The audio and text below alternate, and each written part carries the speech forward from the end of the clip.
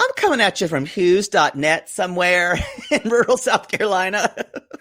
Oh my God. You are going to have to get, y'all, the internet Poodle has in rural South Carolina is wretched. I'm on Ethernet, so I'm not on wireless. I think I sound pretty good right now. It says I have a very good network, but it may go bad. If it sounds like Poodle's coming from a tin can, it's because literally, y'all, he's plugged into a tin can. Just talking. Hello, this is Captain Poodle speaking. Are you ready to find love? Yes, ahoy, matey. Love. Exciting and new. Go online. They're catfishing you. Shocker. Fiancé. Soon you'll be flying to parts unknown. 90-day fiancé. Marrying someone you only met on your phone. Be they French or Chinese, a brand new K1 visa's the key. Ooh, the key to what, Poodle? To love. It's 90-day gate. Let's love.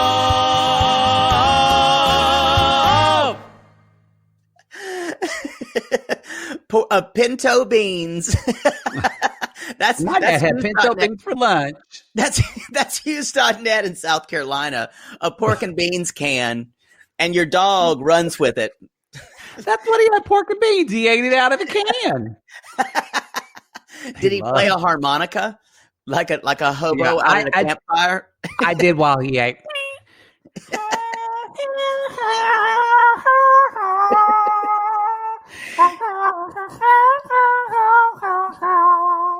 And you told him stories of riding the rails. Y'all,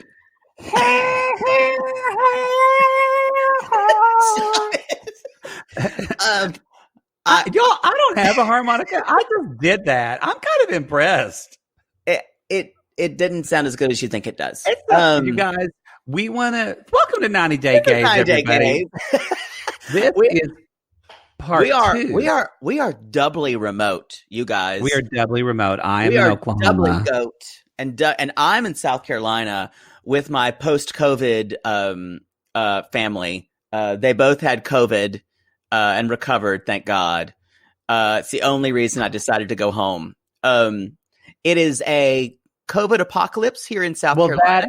That and your mother guilted you, even though you said, but Mom, what about my health? And she said, Jaybird, I'm fine. I'm not going to get sick. Come home so I can see you. Cool.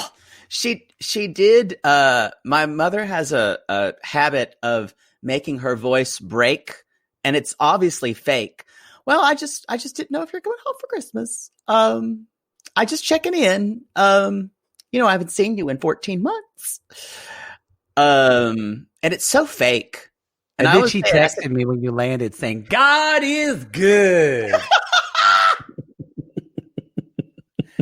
I don't know how my mother became all of a sudden she became like an QVC pillow explainer. Like, as God is good, praise be. Y'all, I must tell you too, there is word art invading my mother's house. I saw two pieces. One says, live simple. And another one says, smile often. I'll take a picture of it. I've already objected to it thoroughly. And my mom says, I don't care. Somebody gave it to me. I don't give a shit. Oh, by the way, my mother already said today, she said, who gives a shit? And I said, that's where I get this from. So y'all, all of you who have who gives a shit pillows at home, Mother Poodle is the one who basically said that. That's why I say it. You should get her one. That she'd actually like it. You know what though? It would fit in her house, and she would say, I don't want people to see that. What do they think of me? Y'all, this is part 2 of season 8, episode 3 of 90 Day Fiancé. Bless this mess, and we need to issue a formal apology. And this is more on me than Poodle. I'm sorry, I stuck my dick in the punch bowl. in last Christmas's holiday party. Oh, I was going to say that, y'all, I'm sorry that I killed KT Oslin. Because we did not know. I'm not making light of her death, but she literally passed away on the day that I brought her up randomly. And everyone was like, I am not laughing at her death. No, because she actually died from COVID complications, which is horrible. She had Parkinson's, and then she died from COVID complications. The fact that the day he spoke that woman's name, she passed from this mortal coil. I really have a gift for saying the wrong thing at the wrong time. So, KT Oslin, we apologize to your immortal soul. We do, but it makes me feel good that we had so many people that are remembering her.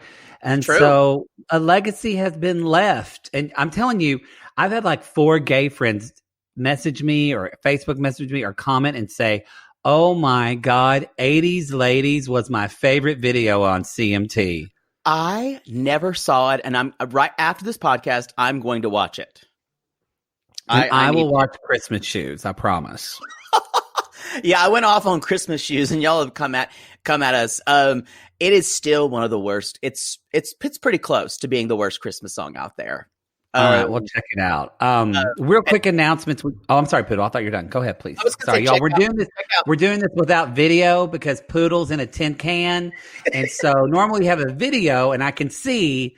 But I can't because there's a gerbil running as fast as he can to give Poodle internet right now in South Carolina. And the video is just too much for the gerbil.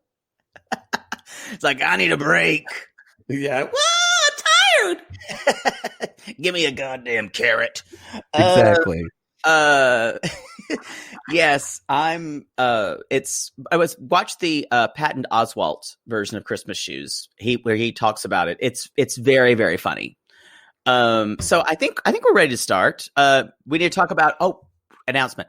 You guys, the Watch What Crappens 90 Day Gays. 90 day crappens is what we're calling it, actually. Oh, it's gay crappens. It is 90. It's 90 gay crappens. That's what Bronny called it. 90 gay crappens. As always, we're on brand with clarity. Let's just call it gay crappens. That's it. Y'all, we can announce now the 3-parter will drop Monday the 26th, 2 on December 27th, 3 on December 28th. That's Monday, Tuesday, Wednesday of next week. And that's going to be in the free feed. And you're already going to get a 90 Day Fiancé podcast as well. So you're welcome. That's like come showering you from above.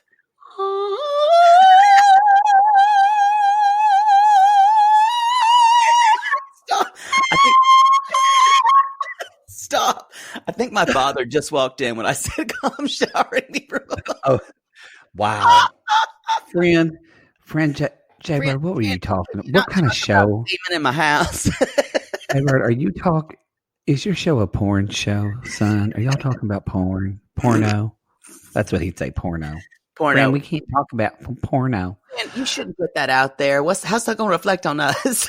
How's that going to reflect on us, on your family, Jaybird? I'm like, oh boy. Oh, anyway. So, but yeah, I went and bought food to make for my parents tonight because unlike other people, when I go home, I cook because my mother's like, I don't know, I'm out of ideas. It's overwhelming for me. And so I'm going to make some salmon and some roasted potatoes and some asparagus. And I was at the local Bilo today, or actually the local Ingles. And I was kind of surprised that there was a lot of people with masks on. 80% of people were wearing masks. It is traumatizing though, isn't it? Like, because we're so used to LA where everyone does. Yeah. And there were a couple people not wearing them, but then I had to stop at Walmart to get my mother's tart cherry juice, for her arthritis. It's weird. These things are coming out of my mouth. Because she's like, yeah, it's a better price at Walmart. And so I went in there, nary a mask to be found. Nary a mask. Did your anxiety go through the roof? Mine does. Oh, I ran out immediately. Now I had an N95 mask underneath my cloth mask. So I wear my goggles like a goddamn idiot. I don't care. I looked like one of those like plague doctors. Yeah, I look like one of those people trying to kill E.T. I don't care. Y'all, I will warn you, if you're in, let's say, rural America or even suburban America for Walmarts right now, and you're a little worried about COVID, avoid Walmarts if you can. It's not a good scene in there, man. Yeah. It's not. We also want to remind people for the gay crappens with Watch What Crappens, if you're on the Patreon, we have the video of that. So you're going to be able to watch the video of that for not for free because you're on the Patreon, but at any level at the 5, the 8, the 15 yards here, all will get the video of that. Everybody gets the video. Everybody gets the video. And regarding our Come Name Us contest, you guys, we had almost 2,000, just short of 2,000 submissions. A lot of them were actually really good. We don't have a top 5 yet, so we're going to give ourselves another week on that, and we'll be together next week because we've got to go. I'm going back to LA because I have to work, so we're going to do it then and make a better decision. So bear with us, but it's not our fault. It's your fault because you brought it, and you will name us. Don't worry, it'll be like Rumpelstiltskin. It's true. I know we said like if that fairy tale didn't end out too well for him. Didn't end well, but I know we said that Poodle has the option to choose a new name. We will tell you this: we're going to be happy with one of these names that y'all have chosen. So there is going to be a winner. Yeah, I think There's 2 that Poodle really likes, 3 that I really like. We kind of agree on one. We really agree on another one, but we also there's just too much. We got to decide. There's just a lot. I will fight for the death for mine. And it's not that we're completely at a crossroads about this, you guys. It's just that mine is right and he's incorrect, but that's okay. We're going to take I can't wait for mine to get more votes. And you'll never know which one that is. Oh yeah, well that's true. We're gonna do a reveal. We can't tell them who votes because then it's boring. It's like when you do Miss America and they like said first runner up. I don't know why they do that. Just say Miss America first. I agree. I think that's to build everything. I know, but you do the 4th, 3rd, 2nd runner up, but then they do and first runner up in the event that Miss America cannot fulfill her duties because she did porn. They don't say that last little part, but that's what they mean. When did this become about pageants? Shut up. It's always about pageants for me. Can we start the show? Jovi and Yara. Let's talk about them. Jovi, Jovi. Mama Jovi, you come over, you gonna have some fricassee. You gonna have some fricassee, Jovi. I love my boy Jovi Shaw. That's not how Mama Jovi talks, y'all. But she's basically a Cajun cartoon for me, and that's how I'm going to continue to do her. Just so we're clear, if you want to come at me and say, her accent really isn't that thick, I don't care. She's Cajun chef to me. So anyway, it sounds nothing like it when you do her, but I enjoy it. She doesn't talk like that at all, but okay. Y'all, so Joe, they're going to the bayou, and he's like, "It's not going to be what you're used to," and Yara's like, and so she's trying to pick out an outfit, and I gotta say, Jovi is really bad at shaming her for her choices. He's a misogynist. He hates women. He talks down to her every time he speaks to her. He really does. He was not brought up to respect women. It doesn't matter if it's his mom. Actually, his mom is probably the only one he respects because he fears her. None of the women he's ever dated, he actually respected. He talks down to all of them. He's a shitty person. I'm going to tell you right now, we have not seen one redeeming quality. I agree. It's a lot of people are really coming for Yara, and I'm like, no. She's the loser in this. She is the loser in this. I agree, y'all, and it's not even that great of a dick. No. So Jovi Can you imagine just laying there in the bed with those lips coming at you, just back and forth? It'd be like a clown car ride at the fair.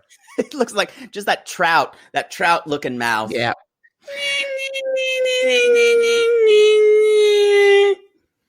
So he's saying, you don't need to look nice, just t-shirt and jeans, because we're going to go to some shit places. And then they show up to a really nice house. I think he's got a chip on his shoulder because he's from the bayou. And I know being from where I am in a rural area, I said it's in the middle of nowhere. It's just, there's trailers everywhere, not everywhere, but one of the reasons he's doing that is to set the bar low. And that's what people who are from rural areas try to do. So people will say, oh, it's actually really nice, because that's what you want to hear. Not that, oh, you really live in a shit town, Yeah. So people who live in rural areas will set the bar low. I always do. It's just what we're taught to do. That's true. I also want to say she still does not want to stay over, which I think said before seems normal. And I think the reason, and Jovi's mother is like, well, everybody here and everybody who's Cajun, you just stay over. You just stay where you fall. You drink the fire water and you just stay with your fall. Oh, God. I don't think they say fire water. I don't think so either. But again, it's like, that's your custom. That's what y'all do. Yeah. What about what other people do? It's that age-old 90-Day Fiancé where the Americans disregard any other culture but their own. Yeah, and I completely understand her not wanting to sleep there, meeting her for the very first time. Yeah. And just, what if obviously she can't do anything. They're not going to have sex or anything in there with her mom. It also seems kind of like a power play for the mom to get her in her house and to kind of say, now you're gonna function under my rules, child. I totally think it's a power play. Yeah. Because an initial meeting would be like, let's meet my mom for brunch or lunch. Let's do something like that. Supper somewhere, not in your house. Not only you're in the house, but you're in the house and you're cooking. You're eating her food. Yeah. I mean, even me, I've banged several men in the same night, and I've never wanted all of them to stay over. This is the same thing. Although if you stayed at your boyfriend's mother's house, you would make sure to fuck him in his bed that he grew up in while his mother was sleeping. That's hot. That is hot. We just have to be really quiet. And he would tell me to be really quiet, but I'd make sure it was loud enough for her to hear because I'm a shit. So you would know mother knows that you win. Yep. Just so everyone's aware, competitions between making sure that you win between you and your boyfriend's mother, it's always a competition. So she's there was this moment where Yara's like, do I hug her? Do I hug Mama Jovi? And she's like, oh yeah, sure, come on, give me a hug. And so she's making... That is, again, not how she speaks at all. Child, it's not... You give me that not hug, even child. close. You give me that hug, child. So she's making fricassee, which a lot of Cajun cooking focuses on the idea of making a dark roux with stew. Fricassee is a stew. And have you ever heard Bugs Bunny say fricassee? That's where it comes from. And I will say, for someone I know a little bit about Cajun cooking, the roux she's making for this, the flour and butter mixture is dark. That's a very dark roux. And some parts of Cajun country, you'll find that. And where it's all about actually toasting the flour to get depth of flavor. And usually it's good, but that roux seemed quite bitter to me. But what do I know? So Mama is saying, I can see why Jovi be attracted to you. And she also says in a confessional, if I don't like her, I'll go say something to her. So we'll see. I'm just letting you do this accent and try to get it out. He gets a work call, y'all, and they're left alone. And Yara says, really funny. She's like, "We will fight when you are gone." Yeah, I actually loved it. She was trying to solve the situation. Yeah, I thought she did well. I thought I think she acted well. She even when she when she did eat the food, she said that she really liked it. This is good. She lied, like you say. I don't care if your mother-in-law is feeding you liver and onions. By God, you eat it. You lie and you smile. You smile. Said, this is delicious. Like Larry didn't eat the pig in the Philippines. Filipino Cupid. On Filipino Cupid. Can't eat the pig. Can't eat the pig. Oh, a kid. That ruined his timeline for like 8 months because he screwed over her and her parents. So basically, there's Tony Chachere's on the table, y'all. You know that's Louisiana country. Tony Chachere's Cajun spice. It's always on the table. So then Yara says, "It's good. This tastes good." And I went, "Good girl. Good Poodleskaya, Olga Poodleskaya, school graduate. You always say." Oh, yes. Yeah. And they really just kind of have a nice dinner. And then she even says, like Yara says, "You know what? I wasn't comfortable staying here at first, but now after meeting his mother and being in her house, I am comfortable staying here. I'm okay with that." Right. Then they start talking about the wedding because that's what Mama Jovi's going to do. And she's like, "Your grandpa and grandma want to see you get married." But Yara brings up a good point. She said, "Look, it's not super fair that all of his family can be at the wedding and then we're going to Skype my family. That just seems that's going to be hurtful for my mother and my father." 100%. And they could pull an Elizabeth and Andre and get married here and then have another wedding in the Ukraine. Or I kind of like the idea of having this wedding in Vegas that doesn't favor either family. I actually understand it now. Coming from where he comes from in Cajun country, they would not understand that because a wedding is a family thing. Everyone's been waiting to get drunk at fucking Jovi's wedding. Everybody. Oh, his cousin Tommy's ready to. There's a woman that he wants to do coke off of her tits that he's been courting for like a year just for this. He's got the Zydeco playlist already picked out. Exactly. He's hired the accordion player already.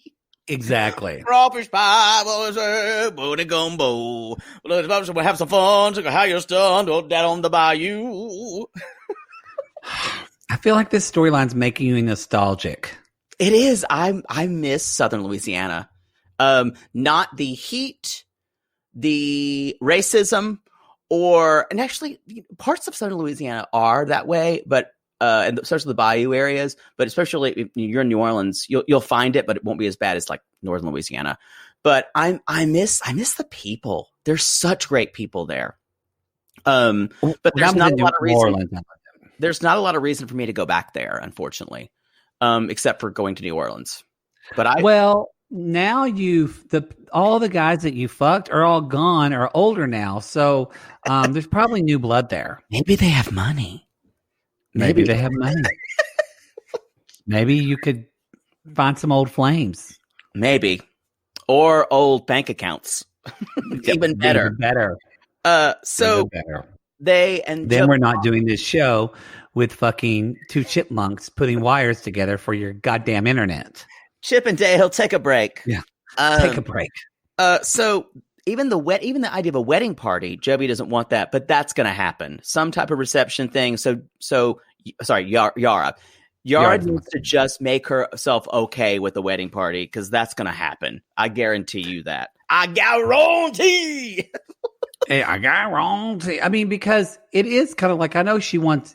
I see her point with her family can't be there, but I'm also like, but you also chose to come to the United States. Like, yeah. So if you are going to get married and you chose to come to the U.S., then is that fair? I know that's not fair for your parents to be there, but is it the same to say, well, then my parent? But I agree with you. I like this idea of let's go to Vegas. Let's be honest. Jovi wants to go to fucking Vegas anyway. Oh yeah, And I will say, Jovi doesn't give a shit about if his parents are there or not. He doesn't give a shit about the wedding. Yeah. This is the thing, you guys. Jovi's a child, so he really hasn't learned to be anything that's not completely self-absorbed outside of himself. He doesn't understand anything outside of himself. And he hasn't, it's hard for him to see. Yara is the first woman he's been serious about. He might think he is in love with her besides her appearance and how they're kind of friendly with one another, but I don't think they even really like each other. This is one of those head scratcher couples for me. So we'll see. Now, so y'all, they go to bed, and then the truth begins to come out. And again, this is classic. This is from chapter 8 of Olga Pudovskaya's method of how to marry rich Chinese businessmen. Remember, as to quote Olga, ABC, always be complaining. Always be complaining, because she gets it, and he's like, "Hey, so how was everything's good?" And she kind of says, "We find out that she didn't like the food." She goes, "Food was not so much tasty." You guys, because she's never going to want to agree with his mother, because she always wants to be opposed to his mother because she wants him to choose her. Amen. This is how Olga would tell you to start resentment in relationship, because that way you can finally decide to move away from his mother and cut her off completely because he's so in love with your pussy. That's Olga Pudovskaya method.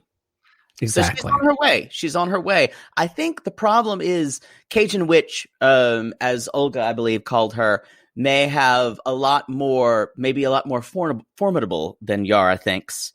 She talks about La Rose, the city, and she's like, it's in the middle of nowhere. She said, everybody die here. That's true. Jovi's like, that's not nice. I'm like, no, that's real. It looks like everybody dies here. You know what he says right back? Well, your hometown sucks.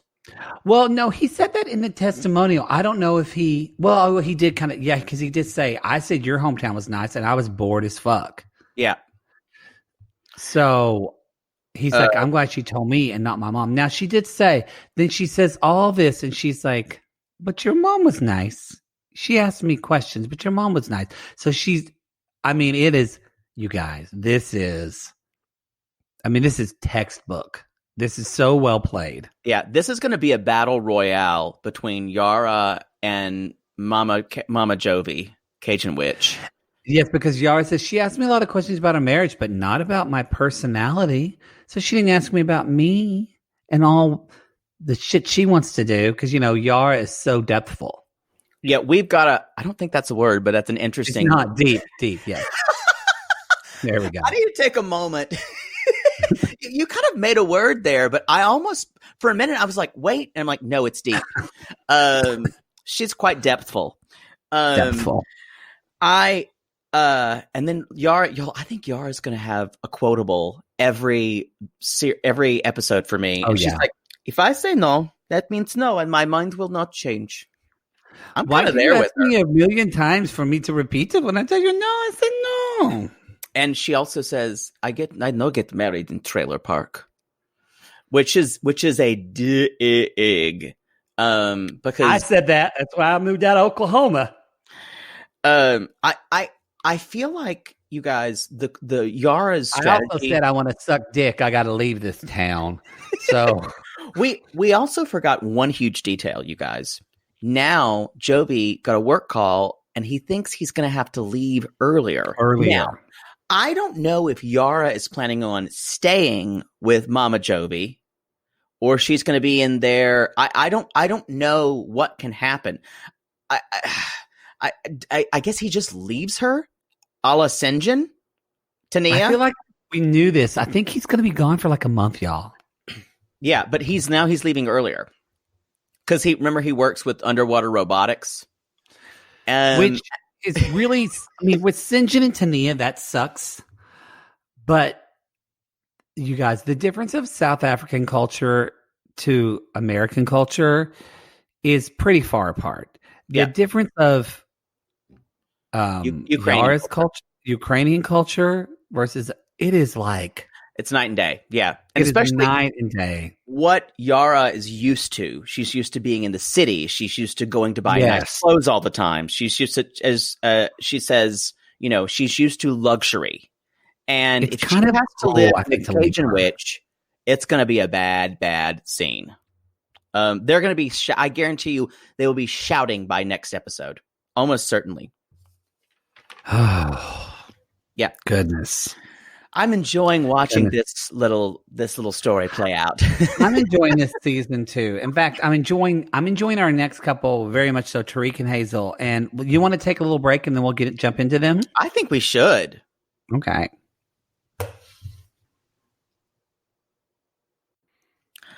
Okay, y'all, we're back. It's time for Tarik and Hazel. Tarzal. It's known as Tarzal. The fourth fiddler daughter.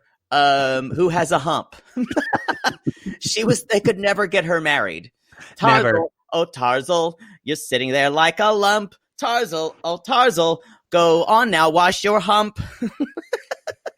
Okay. Well, fine, I'll just go and do chores.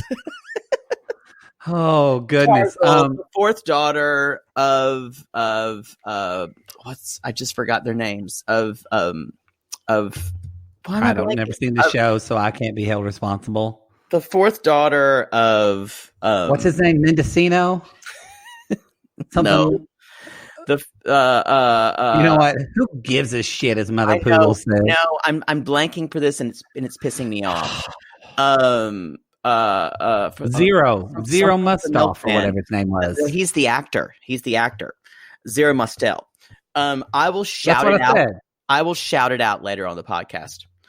All right. Anyway, someone's screaming and they're in agony right now. I'm so sorry. So Tarik and Hazel. So Tarik is on his way to meet Angela, his friend, another friend who we haven't really heard about. Hazel's on the way tonight, and he's telling her he's going to get a powder blue suit because that's Hazel's favorite color. So this is kind of like at least this. It seems like he does follow through with the powder blue suit, unlike Tyrese from Love After Lockup, who had a royal blue suit but kept calling it powder blue. Yes, and who also wore crocodile shoes. Whereas I will say, Tarik ends up getting the suit, and he actually looks pretty cute in the suit, and it's quite and he wears cute shoes with it, and he looks nice. To me, it just looks like a little boy at Easter. That was what it was selling to me. I'm not a fan, or like a costume party. It was I thought barf. Well, so Angela goes with him, and she was like, basically, it's the same old thing of a friend going shopping with somebody. They're like, oh my gosh, at first I thought they lost their mind, but now it's better, but I still worry about it. I mean, the producers have beat this beat to the ground, everyone. I want to say producer 98 Fiancé. Like, I almost, it would be so refreshing if somebody like goes suit shopping with somebody and be like, I think it's great. I think she's wonderful. I think you should marry her. I think they should have like 7 kids. In fact, I want to get, you're just somebody who's like into this. Like, I want to really be the one to marry you. Yes. You know what? Or like someone say, you shouldn't marry her because I want to fuck you in your powder blue suit. Then we all would have been like, whoa, this is some shit. The thing is, these are tropes we have to follow. So, but we have to, sometimes the results are different, but the processes are always the same. I also want to say, besides the powder blue suit, someone said on our Facebook group, someone said I would watch a show where Poodle just went into people's houses and critiqued their decor, and I would be called UGH. Someone produced that show.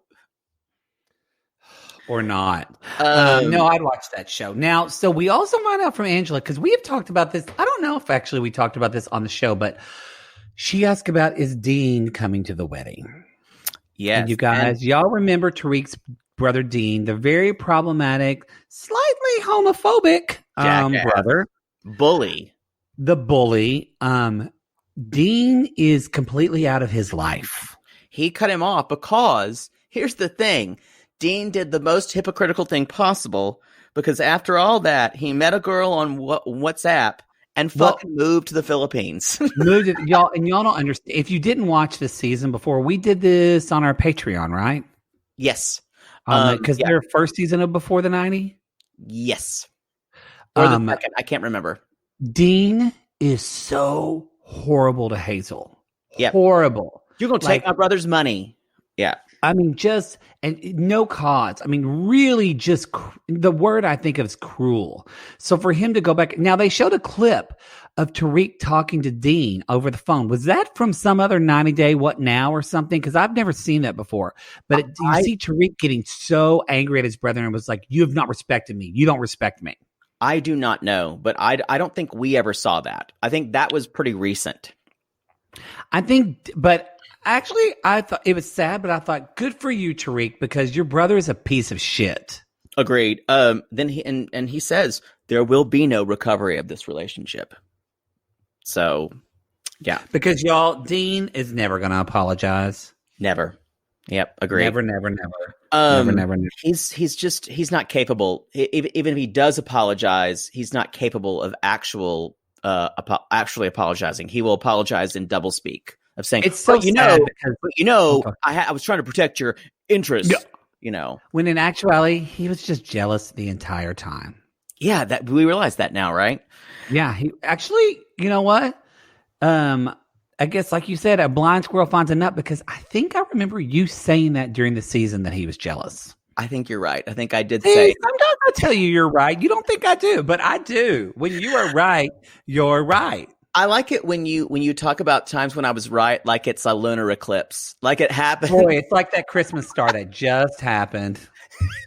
Have you seen the things that says my opinion of the Christmas star? And it's like how you see in movies, and it's like this beautiful shaped thing that like shines so bright in the sky, and it's like the reality, and it's like a little clump of like white.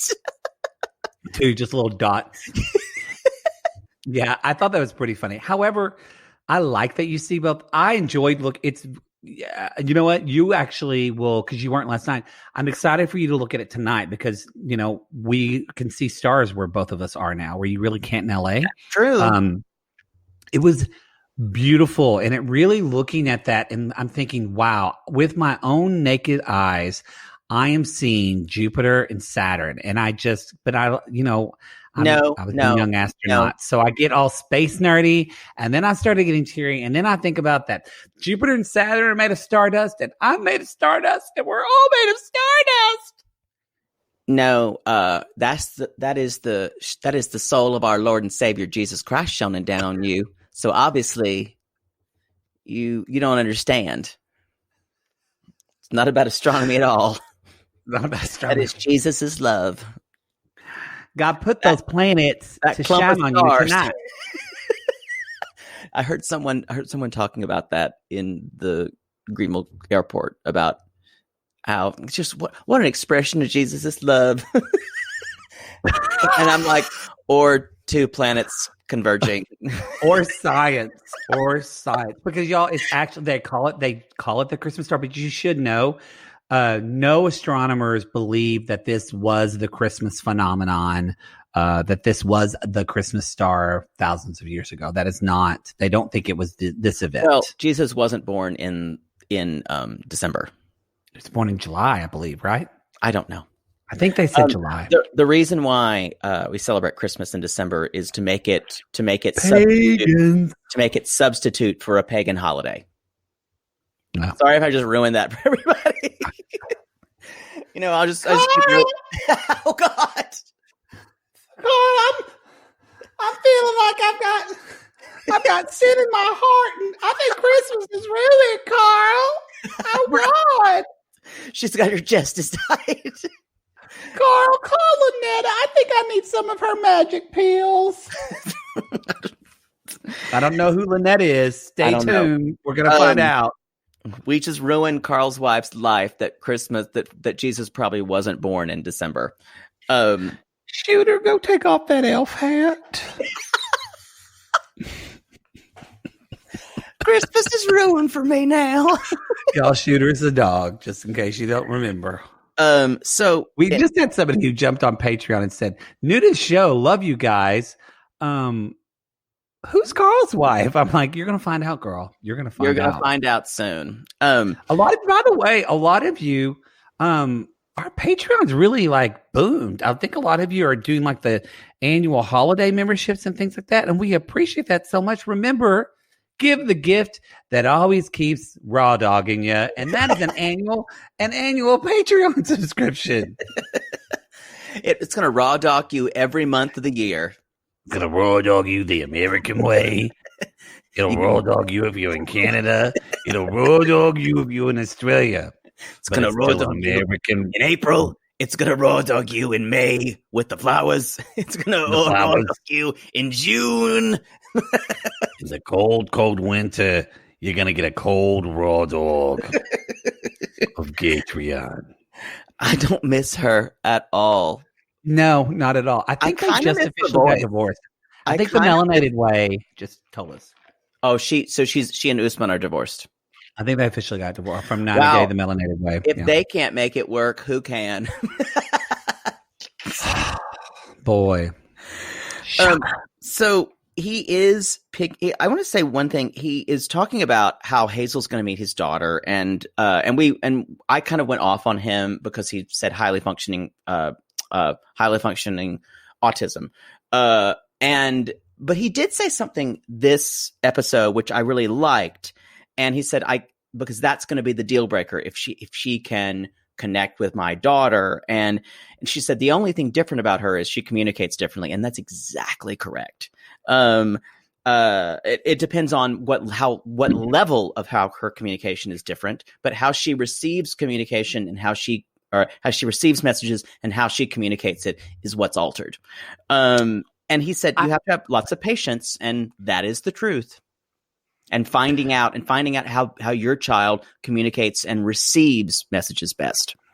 You know, I kind of have to have love for Tarik just based off the fact that he does have a child on the spectrum, and he's so committed to this child. I agree. I agree with him. I think he seems like a really good dad. And now, granted, he has a little bit of a sex tourist thing with Filipino, especially since he called Minty literally a week after he had broken up with Hazel. But that's a whole other story. With Minty. But I will say he can't aspirate the tea to save his life. No, and he even says, like, I'm going to pick up Hazel, but I'm not going to tell about Minnie. I'm not going to tell her about Minnie right now. But y'all, when she comes down the escalators and she says, "Wow, you look so handsome," and I could get tears. When he starts crying, I'm totally Team Tarzal. I love them. If this relationship doesn't work out, I had all the feels for Tarik. I officially love him, even though sometimes I have problems. He's a good dad. He has a good heart. His brother shit on him, and he put him to the curb, and he just wants to be with Hazel and have a threesome with another woman. It is really sweet. That's the American way. Well said. I have to say, I got emotional watching them. I posted on Facebook. Some other sissies did too. It was moving to me. I understand what you're saying, and I can kind of get behind it. I just feel like this is a couple who has not thought things through at all. The fact that they're going strong for 2.5 years is pretty impressive to me. I will also say that the only reason I'm kind of really fully invested in this is because that Minnie thing is going to come out, and I'm waiting for it. He also says, "My stomach's been in pretzels." I know, it was so sweet. And then go ahead, say what you're saying. I just think it's a weird thing to say. It is a weird thing to say, although it made sense because it's turning in pretzels. But yes, come at us if you say that your stomach's in pretzels. Maybe it's a regional thing. I don't know.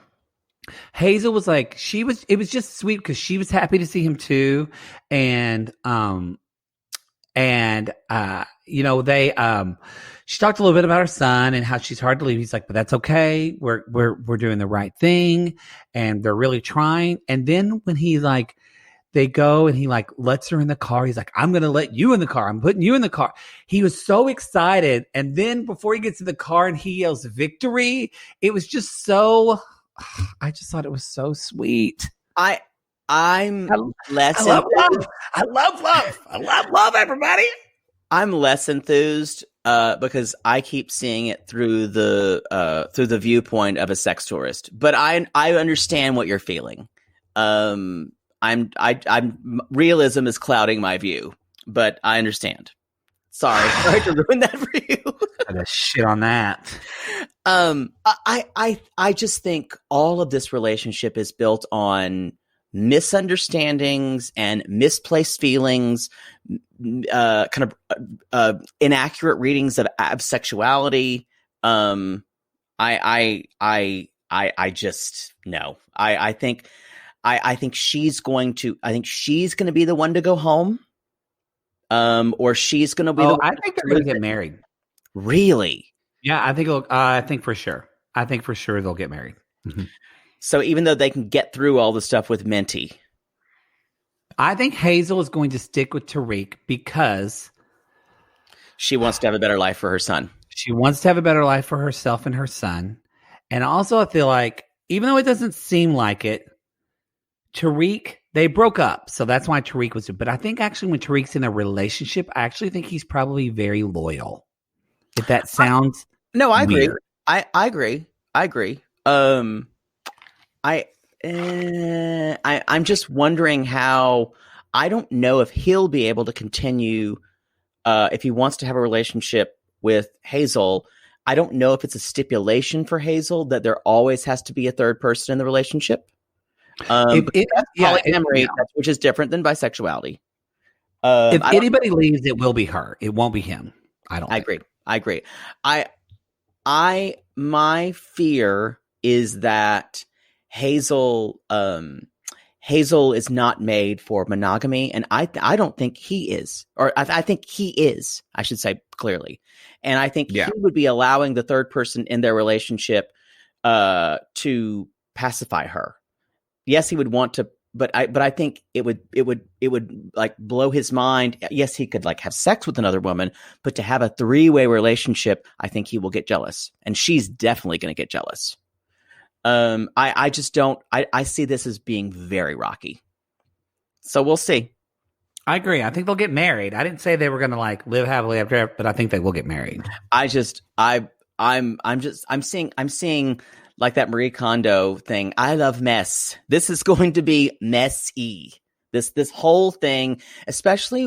I mean, I would love if they actually went to some type of couples therapist and said where they could actually talk about the difference between bisexuality and polyamory. And maybe Hazel could understand if she wants to have a polyamorous relationship, that's okay. If she wants to be bisexual, that's okay too. But she needs to understand if she's with Tarik, and she can be bisexual and be with Tarik and not have a polyamorous relationship. I don't know if she understands that. That's what we're saying. Yeah, I don't.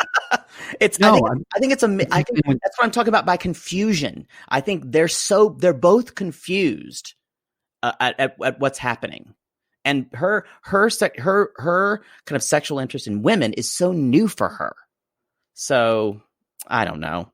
I don't know either. I think she's probably. I mean, she's bisexual, but she needs to have her girl phase. She needs to fully experience that, and I don't know if she has yet. I think that's fair. I'm worried about that. But she's going to see this big house, and that's going to help her stay, y'all, because this is a huge house comparison to her. Literally, Tarik says the difference is, you know what I do like about Tarik too, because I think he is kind. He never talks about, at least what I can remember, so come at me, sissies, if I'm wrong. He never talks about the way Big Ed talked about Rose's conditions. He talks about, he never seems like shaming for what Hazel came from, or now he said conditions weren't, It never seemed. Get what I'm saying? I understand what you're saying.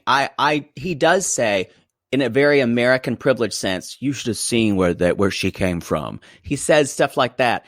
It's nowhere on the spectrum of what Big Ed said. No, but he says that like basically her home could have fit in his garage. So I like that he said, instead of like where Big Ed would be like, she's going to love this big house. He actually says, I worry for her being overwhelmed by all this. Like it's such a seeing it how she would see the situation.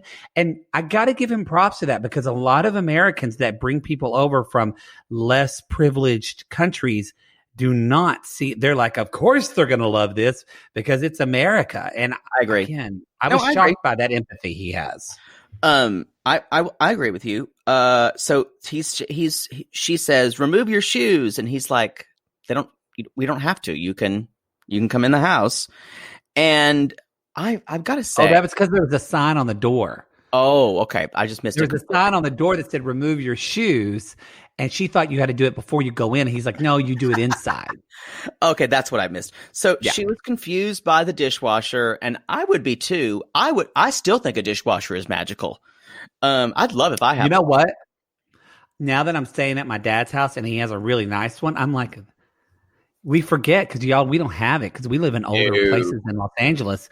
We haven't had a dishwasher, and I haven't had a dishwasher in 16 years. Same. Yeah, pity us. Oh, those poor boys without a dishwasher. Poor gays in Los Angeles. And hand wash beautiful weather with beautiful men with dishwashing their own dishes. With dishpan hands. I want. So it's the house is kind of cluttered, and she wants to clean. What do you think? I don't know. The decor didn't bother me too much. The red wall was a little much for me. Of course, there are bongos. The red wall kind of made me feel a little. It was a little too much for me. Maybe reminded me of Marnie by Hitchcock, where she would lose her mind when she saw the color red. But there was something about it. It was very aggressive. And I love a good red wall. I love a good accent wall. Unlike a certain basic bitch on the other end who's gone off his accent walls. You know what? I don't mind a wallpaper wall, but my dad has a red accent wall in his kitchen, and I'm hinting at getting rid of it. You need to let your dad get over cancer first. Fair, but I've already mentioned it to my Aunt Darla. It'll be taken care of. Okay, good. So she basically, the house is overwhelming for her. She already says it's too big, and you see she's worried about not feeling at home here. So I think his concern is pretty well placed. He's worried that she'll feel at home in this place. And she's never left the Philippines, correct? I think. Nah, we don't know that, to be honest, but I think so. But no, we don't know. That's all I have. That's them. That's Tarzal. That's Tarzal. Let us talk about my hump. And then we get to again, one blink away from lunacy, y'all. Boy. Mike in Italy. Oh, hi. We're just out here in Squam, just loving. And I love Uncle Bo. He's driving in the snow. He's the most stylish man I've ever met. He's the most stylish man. I love his style. Is the style icon where she's from Jimmy Buffett? Because that's actually more stylish than this. True. Like, you gotta aim lower, Poodle. Or like a hobo post prayer meeting somewhere. Yeah, there you go. There you go. I love his style. He's the most stylish man.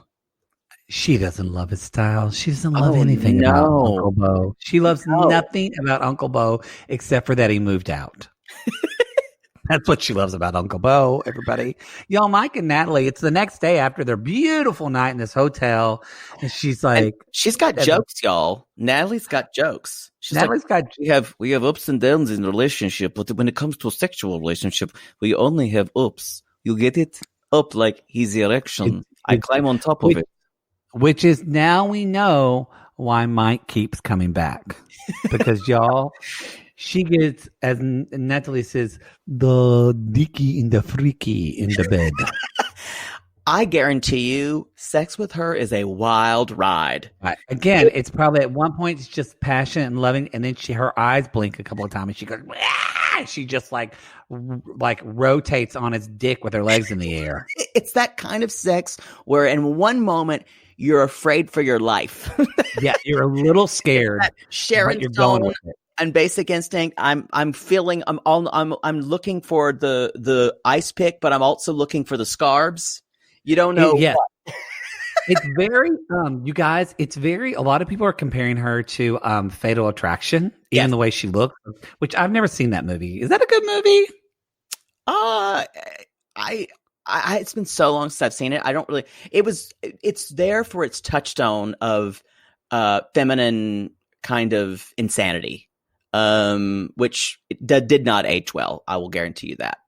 But kind of like, what's the Jennifer Jason Leigh movie? Single White Female? Yes, that as well. They were all popular in the same time. I think Fatal Attraction was. That's when they did Hand to Walk the Cradle and all that. Yeah. Because when people wanted to watch movies about women being crazy, I think that sex is just absolutely there is an idea that you may not walk away from it. Yeah. that it's the only time Mike ever feels anything besides just apathy. When she's choking him repeatedly and he's turning blue and you look, all you can see is one look in her googly crazy eyes and you see your existence snuffing out. That's when Mike feels alive when yes, that is that is one of the bases of their relationships, I guarantee you. Yes, because that's when it's like that we can all see it. It's like when because she's on top of him and then her eyes make these kind of circles, kind of like when the Bumble gets hit in the head and the Rudolph the Red-Nosed Reindeer, and that's when he feels alive. Or Sir Hiss from the Robin Hood cartoon. Sir Hiss, I am going to make you sleepy now. Can I suck your dick? Suck your cock. You guys, by the way, Rudolph the Red-Nosed Reindeer is really gay. And if you want to know that, sissies, come at us, tweet us, Instagram messages, let us know. I forgot which, but we have an old episode where we go into a deep dive in Rudolph for you. It was like a 7-minute riff where we made it into a gay allegory. And people were both delighted and horrified by what we came up with. I want to use that word. I think delighted is a great word. You're delighted, but it takes you a while. It's delayed. I was delighted. I was delighted by his proposal. Yes. When he slapped me with his penis, I was delighted. It took a bit, but I was delighted. Okay. So we're having lunch with Uncle Bull. And she's excited about meeting him. She has mixed feelings. She's like, well, she says, I have mixed feelings about Michael. He did not bring the ring. He did not bring the ring. So she's still pissed off about that, even though about the ring. He hasn't really, or she's been saying we've been having so many problems. So really, he's got no reason to bring the ring. No. I still think she's crazier than a shithouse rat. No, she is totally cuckoo caboo. And so Uncle Bo walked up and she's like looking around. She's like, oh, okay. And then he walked and her her body language is horrible. Her arms were just crossed and she looks so like, and she goes to shake his hand and he gives her a hug. And And then Natalie says, when I see him, he's a country guy. But he's, as you said, but his style is something. I love his style. He's the most stylish man. It's the only thing she can decide to say. It's like when I go to a really bad play that someone's in, or a bad musical, and you have to say something afterwards. Oh, the costumes were wonderful. If I lead with the costumes, you know your play was a piece of shit.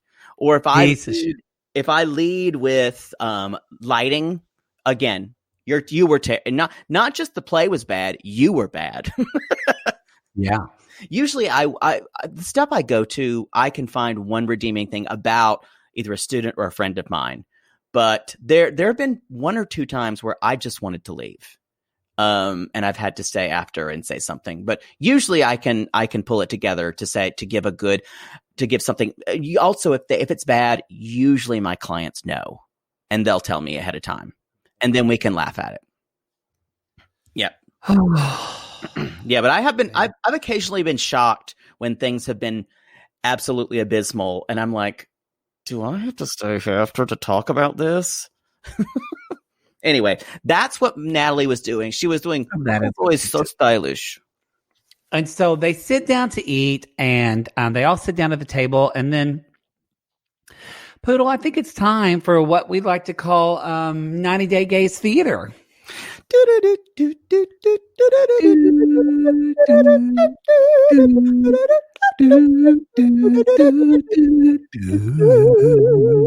That kind of works, especially when I lead it. Yeah. So I will be playing the role of Natalie, and Poodle will be playing his award-winning, Emmy-nominated Uncle Bojangles. Yes. And picture it, they're all sitting there, and drinks just arrive, and scene. Uncle Bo, what are you drinking? I don't know. It looks like whiskey to me, but I'll take anything. Uncle Bo, how many cocktails you drink? However many they bring me. Seriously. Oh, Uncle Bo, you're so funny. You're so funny. You make me laugh so much now, Uncle Bo. So you move, yes? You move? Yeah, down the road, just down the road. Oh, woo! Oh boy, am I relieved. Oh, that's good. Only because we need the space. We need the space where we are now. You know? Ain't nothing but out there but bears and wild animals. What? I don't know what you said, but you're so funny, Uncle Bo. You're so funny. I don't know what you say, man. I don't understand you, but you're always smiling. But Bo, you will not come back to the house. Sorry. You took away the only man I ever loved. And sing. It ends dark for Uncle Bo, y'all. It ends dark.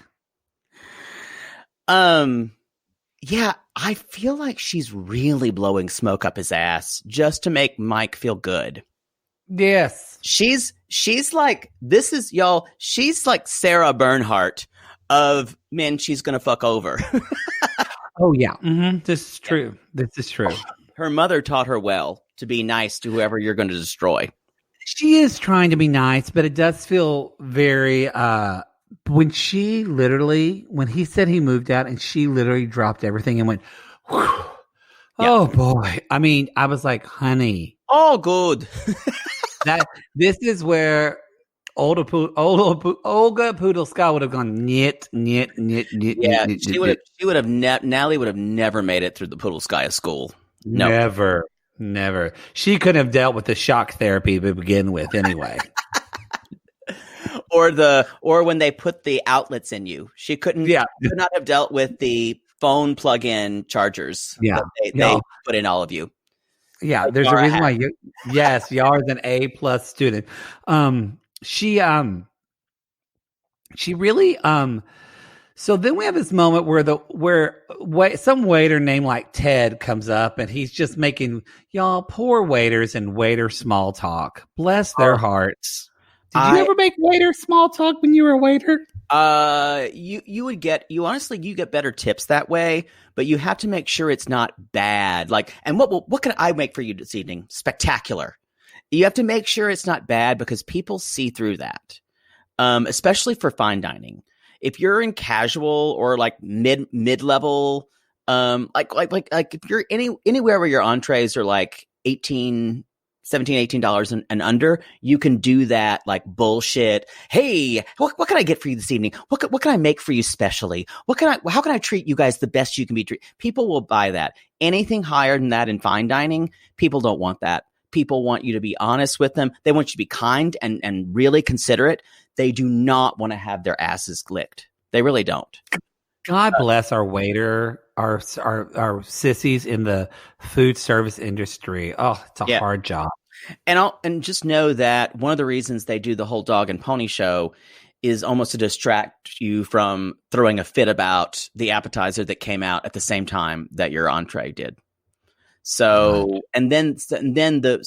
they've already blown so much smoke up your ass, you'll have a hard time about complaining if that happens because it's totally the kitchen's fault. And that's the thing. You're having to cover for the kitchen almost the entire time. And we all know if you ever did food service, you know that most kitchens are run by drug addicts. So, especially if it's a chain restaurant. So, you're going to get whatever the drug addicts want to give you. Wow. So Poodle's views of restaurants are not the views of 90 Day Gays. If you've worked in a chain restaurant, you know what I mean. Also, even if you worked at a pretty nice restaurant, everyone there, you just cycle through people to sleep with. It's just, you're just trying to feel something. So this waiter is trying to feel something. And so he's like, what are you doing here? And basically he finds out that she's from Ukraine. They're getting married, and he's like, when are you getting married? And Uncle Bo goes, it's a surprise. Creepiest thing ever to say. But it was, I'll be your best man. And it was so fun. And then Natalie says just immediately, I don't know, the situation is tough. To the waiter. And she's just looking at Uncle Bo. Usually when the waiter would ask something like this, and I'm sure that he was prompted too by the producers, I'm sure that usually when a waiter asks something like this, they're like, yep, in a couple months, oh, that's so good. Let me get your linguine with clam sauce out. There's no extra small talk. This guy's from Seattle Central Casting, and he's like, Mom, I finally got my big break. I'm going to be in the next Christopher Nolan movie after this. I know it. When he was being kept there at the table, as they kept talking to him, I felt a part of me dying, because that is the worst thing. When you're making small talk at a table and you broach on some topic that I'll never forget this. The worst thing that ever happened to me was I was talking blah, blah, blah. And I'm like, it was a regular couple who I'd seen come in all the time. And I'm like, blah, blah, blah, blah, blah. And they usually had an older woman with them. And I'm like, oh, blah, blah, blah. Where's, is it grandma? And the look exchanged by these people. Yeah, she passed away just about 2 or 3 months ago. I'm like, oh, I'm so sorry. I mean, I just saw you. That's so recent. And there was a teenager who kind of looked down because, she felt for me, and she was still upset about grandmother. And I'm like, I mean, I'm sorry for so what can I get you tonight, guys? It was the most awkward thing that's ever happened to me. I would have paid $10,000 to sit at that table. There was no not that I'm laughing at you, but I'm laughing at you. And at the end of the meal, I try to say, you guys, I said, thank you guys so much. I love it when you guys come in. And I was like, don't say anything about grandma. Don't say anything about grandma. Don't say anything about grandma. I'm like, And I'm so sorry again about Grandma.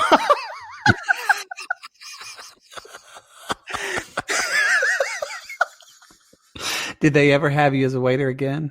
They came in after, but Never the same. It was never the same.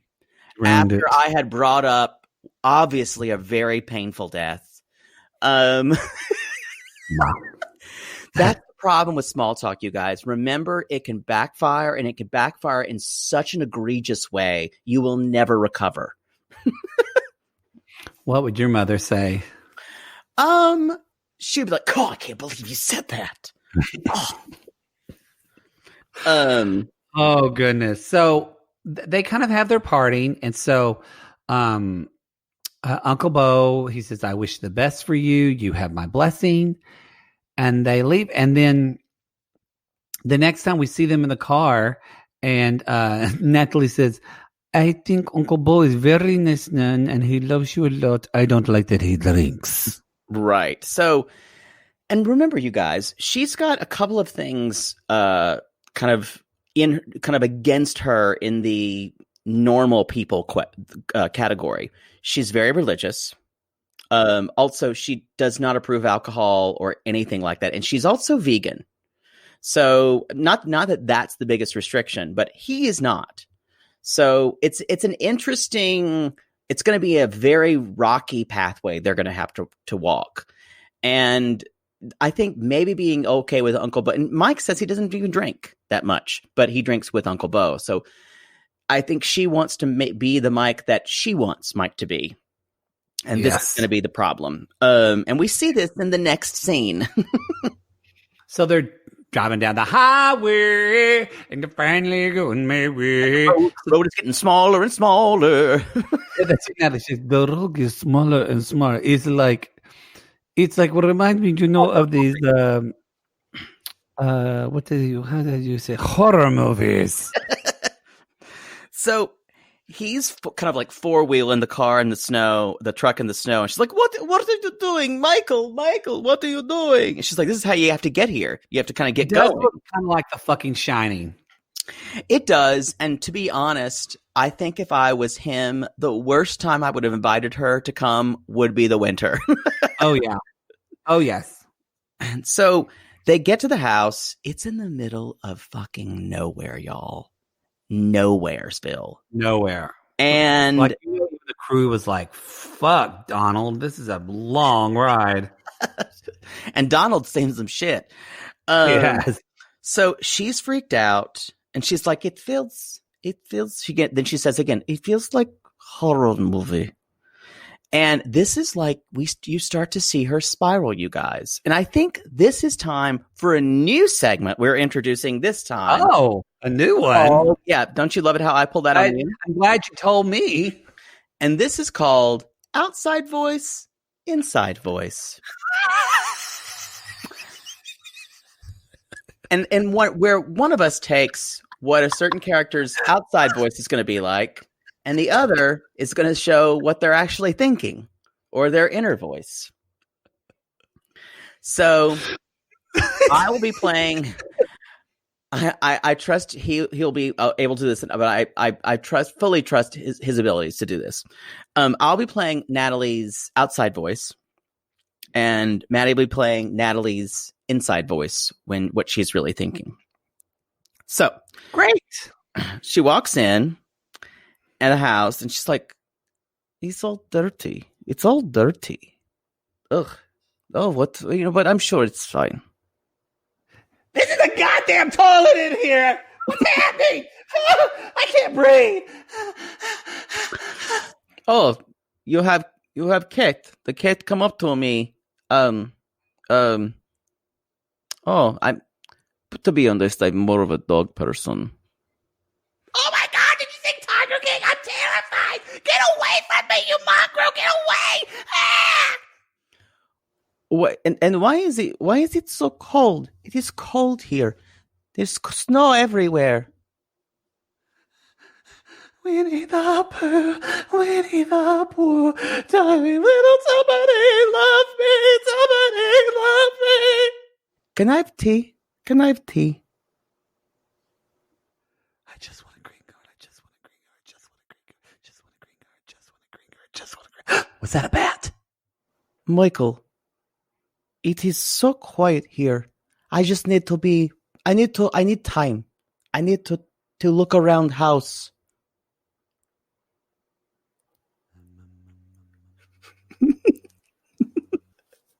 Jump out of bed and hit the ground and I need to go to work. How many?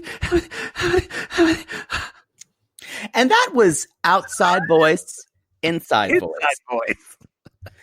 Y'all, I think I got in touch with something. It worked. She's fucking spiraling. She is. This was hard for me to watch. I have never. Again, I want to say it again because I didn't realize when I said she is one eye blink away from lunacy. I had no idea how right I was going to be. I think this is also a question of if I was Mike, and I can kind of put half of this on him. I don't think he really prepared her for what was actually going to be there for her. 100%. And so I think this is definitely not just her fault for acting like this, and she obviously has her expectations are so high for what he's going to be because he's always been a different person. Not good at compromising at all. We saw that when he was in her home. She is not good at all. Yeah, at changing. No. She has the story in her head, and she cannot veer from it. But I will say, if you guys don't think she's like. Just like she's like your Happy Meal. She's just like dropping fries out of that Happy Meal. She doesn't have a lot left. No, you saw her at the bottom of the bag now when they're kind of cold and they're hard, but you're still gonna eat them because they're a fucking fry. And there's like 3 of them left, and you kind of dump it in the ketchup, and hopefully it'll cover up the stale taste. But you don't care because you want to eat a fry, and you can't leave a fry. Wait, what are we talking about? Because it helps cover your pain. Yeah, thank you. That's what fries do.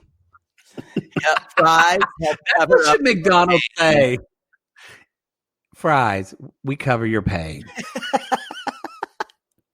Because after you've eaten an order of fries, you feel better. Not necessarily, not for good, but for right then, you feel better. Yeah. Anyway, we already know, you guys. She's gonna leave in a huff. We saw a flash about this. There's no way she's gonna be comfortable at this place. No way. Sadly, I think inside voice, outside voice is gonna be coming. It is on him. It is on him. And because we've seen this before. Mike all the time is like, well, I don't know. I don't know how this happened. I told her I did this and that. It is just, that is Mike doesn't, Mike has no ambition, and she needs someone with ambition. Mike does not plan. He just goes through life, kind of working on the farm, doing like, there's just not a lot of, chutzpah to him, and that is they're the worst. Pardon? Chutzpah is like gall. There's not a lot of spark to him. Yeah, they're the worst combination of people for one another. I agree. I immediately feel for her because she's losing her fucking mind there. Yeah, and definitely I do. Yeah, but she's not good at communicating actually what she's feeling, because I think she's always in this. How am I feeling? How am I feeling? What am I actually feeling here? I don't know. What am I going to say? How am I feeling right now? And then it bursts out into complete irrational behavior. And that's her issue. And we still never know what happened with her previous husband, but I guarantee you its roots are there. Yep. Anyway, that's the show, I believe. That's the show. We believe. You guys. I believe I'm falling in love. Thank you so much for listening, everybody. Y'all know the deal. You can go to 90daygays.com. You can see all of our other shows. We're talking about, there's not going to be a sweet tea this week, and there's not going to be a Love After Lockup this week, a Lalu this week. So, but that's okay. We're going to, again, we got that Cray Cray crossover, making it up for it next week. I'm sorry, not Cray, Crappins. But we do have Plathville that's coming up. That'll drop on Wednesday. And y'all come at us on Cameo at The Matt Maher or Jake It or Fake It. You can also get your merch at 90daygays.com. There, you can't get it by Christmas now, but you could get it by New Year's, maybe. Yeah. Tevya. That's the father in Fiddler. I told you it would come out. You guys, we call these people lonely hearts because aren't we all just the loneliest of hearts looking for love, Poodle? Yes. And if you are a Jewish girl living on the shtetl and you have a hump on your back and you just want to find a husband to get away from your milkmaid father, call us.